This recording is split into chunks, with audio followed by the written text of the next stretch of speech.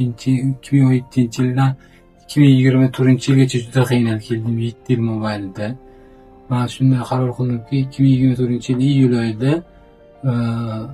professor Atilla Yilmazga Turkiyaga, Istanbulga operatsiya qildirishni qaror qildim.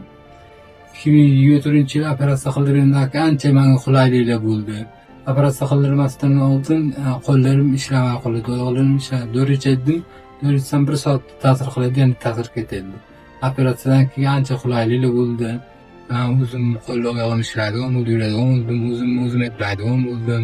Yaxshi, ancha natijalar bo'ldi, yaxshi. 80% yaxshilandim men. Yana nima desam bo'ladi?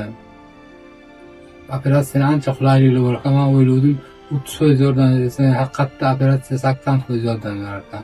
Dorilar ham ta'sir qilmay qoladi. O'zim operatsiya dorilar ham ta'sir qilib ichyapman, lekin dori icharkansiz. Yaxshi yuribman, yaxshiman, Xudoga shukr.